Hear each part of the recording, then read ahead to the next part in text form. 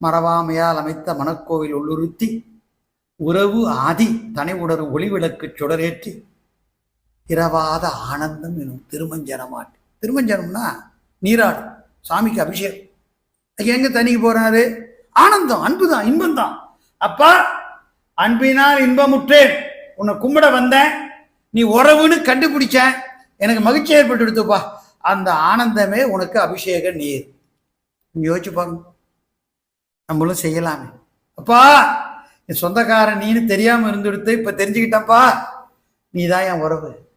உறவாவார் உருத்திரபல் கணத்தினோர்னு சொன்னார் அப்பமூர்த்தி. ஆம், சிவனடியார் தான் உறவு. சிவன் தான் தாய் தந்தை, சிவனடியார் சகோதர சகோதரிகள். இதுதான் அவங்க காமிச்ச மார்க்கம். அவங்க காமிச்ச மார்க்க நெறி இதுதான்.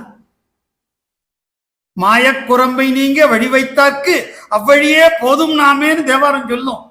இந்த மாய உலக வாழ்க்கை போறதுக்கு இந்த வழியை வச்சாங்க. சிவனை அம்மையப்பனா பாரு, சிவனடியார உறவா பாரு, சகோதர சகோதரியா பாவி, உன் பிணை தீரும், பிரச்சனை தீரும், எல்லாம் கிடைக்கும்.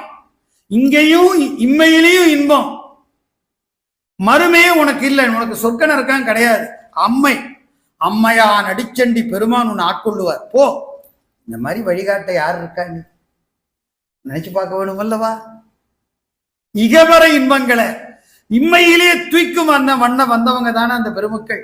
இப்படி வாயிலார் செய்யலைன்னா, இதை சேக்கிழார் சொல்லலைன்னா நமக்கு இதோட பெருமை புலப்படுமா? நம்மளும் யோசிக்க வேண்டி இருக்குல்லவா?